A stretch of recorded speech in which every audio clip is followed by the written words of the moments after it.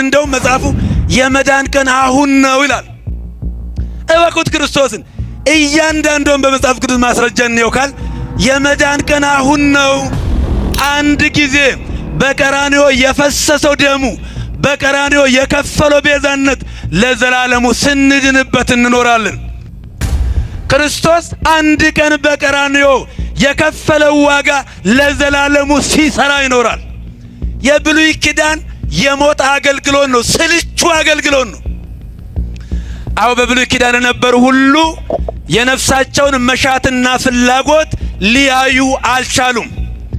ታላቁ ናፍቆት፣ ታላቁ ደስታ ቅዱሳን መላእክትን ያስደነቀና ያስደመመ ኃጢአተኞችና በደለኞችን የሚሰበስብ ንዋቤ ጽሩዋን ወጽሩዋን ወክቡራን ጾርዋና አርፈክሙ በኃጢአት የደከማችሁና የዛላችሁ ኑ ወደኔ የሚል ኃጢአትን የሚያስተሰሪ የኃጢአትና የሞት መድኃኒት ከሰማይ በታች ከምድር በላይ ከሱ ውጪ አዳኝ የለም።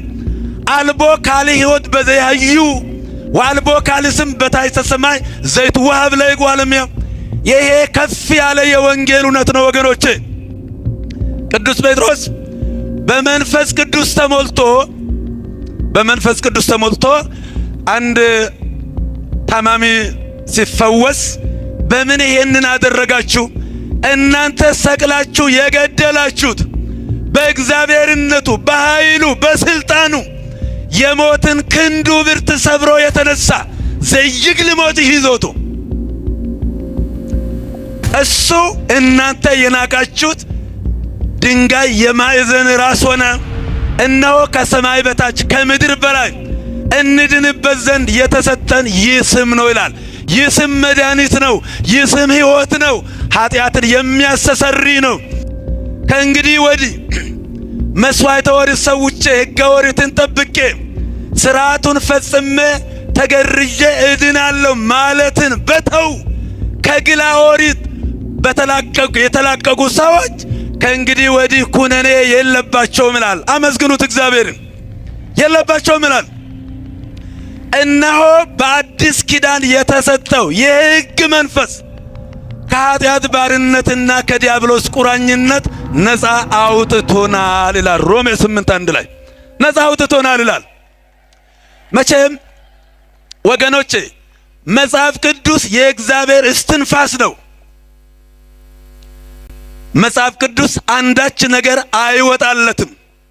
ችግሩ የኛ አረዳድና የማስረዳት ችሎታ ማነስ ነው። አሁን ነፃ አውጥቶናል ሲባል እኛ እኮ የዛሬ 2000 ዓመት ነው ብለው የሚከራከሩ አሉ። አዲስ ኪዳን አሁን ነው። አዲስ ኪዳን አሁን ዜሮ የማይቀድማት ሁለት የማይከተላት በአሁናዊ የጊዜ ቀመር ውስጥ ያለ ሰማይን ምድር ላይ ቀራንዮ መንበር ላይ አርብን ዛሬ ላይ የሚያመጣ ነው የአዲስ ኪዳን አገልግሎት። የብሉይ ኪዳን የሞት አገልግሎት ነው። ስልቹ አገልግሎት ነው። ስለዚህ አሁን ድነናል ሲባል እንደው መጽሐፉ የመዳን ቀን አሁን ነው ይላል። እወቁት ክርስቶስን እያንዳንዱን በመጽሐፍ ቅዱስ ማስረጃ ነው ካል የመዳን ቀን አሁን ነው። የተወደደ ሰዓት አሁን ነው ይላል። ዛሬ ነው አይልም፣ ትላንት ነው አይልም፣ ነገ ነው አይልም። ስለ ነገ ማውራት አንችልም፣ የለንም። ስለ ነገም እርግጠኞች አይደለንም። ዛሬ ስለሆነው ስለ አምላካችን ስለ መድኃኒታችን ስለ ኢየሱስ ክርስቶስ እነሆ እናንተ ዛሬ ወደ ታላቁ ወደ ሕያው እግዚአብሔር ከተማ ወደ ጽዮን ደርሳችኋል። ደርሰናል እኮ። አመስግኑት እስኪ አመስግኑት፣ አትፍሩ፣ እመኑት። ደርሰናል ማለት ምድር ላይ አይደለንም ወይ እንል ይሆናል። አንድ ሰው ፓስፖርት አውጥቶ ቪዛ ተመቶለት ቲኬት ቆርጦ መጓዝ ብቻ ነው የሚጠበቅበት። የሰው ሬዲ ነው ማለት ነው ያሰበበት ለመድረስ። ልክ እንደዚህ ነው። እናንተ ወደ ሕያው እግዚአብሔር ከተማ ደርሳችኋል፣ ምድር ላይ አይደላችሁም። እነሆ በታላቅ ደስታ በምስጋና ወደ ተሰበሰቡት ቅዱሳን መላእክት ወደ መንፈሶች ወደ ነፍሳት ወደ ቤተ ክርስቲያን ስብስብና ህብረት በሰማይ ወዳለችው ሁሉን ወደሚገዛ ወደ እግዚአብሔር በቅዱሳን አድሮ ወደሚኖረው ወደ ሕያው መንፈስ ቅዱስ ይልቁንም ደግሞ የወንጌል አስተማሪ የመንግሥተ ሰማያት አስታራቂ ወደ ሆነው ወደ ጌታችን ይልቁንም ከአቤል የሚሻለውን ስለ ይቅርታና ስለ ምሕረት የሚናገር ለዘላለሙ መታረቂያችን ትላንትም ዛሬም ነገም የምንድንበት የምንታረቅበት ስለዚህ አንድ ጊዜ በቀራንዮ የፈሰሰው ደሙ በቀራንዮ የከፈለው ቤዛነት ለዘላለሙ ስንድንበት እንኖራለን። ታዲያ ቅዱስ ጳውሎስ ምን ማለቱ ነው? እናንተ ምድር ላይ የላችሁም፣ ወደ ሕያው እግዚአብሔር ከተማ ደርሳችኋል፣ ወደ ታላቁ ከተማ ወደ እግዚአብሔር እቅፍ ገብታችኋል እኮ እናንተ ምድር ላይ የለም እያለ አይኔ ምድር ላይ ነው ያለሁት ማለት ምን ማለት ነው?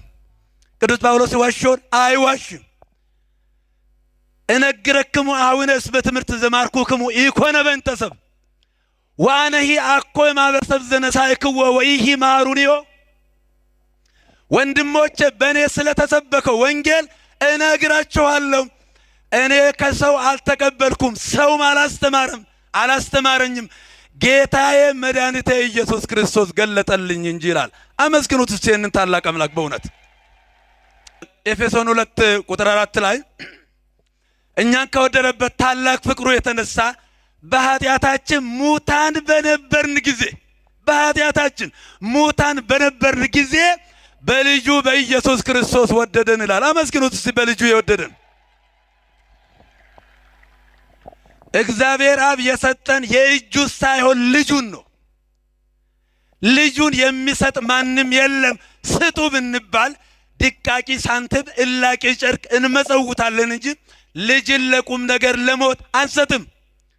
ስለዚህ በልጁ በኢየሱስ ክርስቶስ አድኗቸዋል፣ ድናቸዋል ይልና አው እነሆ በሚመጡ ዘመናት ለኛ ካለው ይቅርታና ምሕረት የተነሳ በጌታችን በኢየሱስ ክርስቶስ ያዘጋጀውን አው ተሰፍሮ ተቆጥሮ የማያልቀውን ጸጋውን ሊሰጠን ከልጁ ጋር አስነሳን።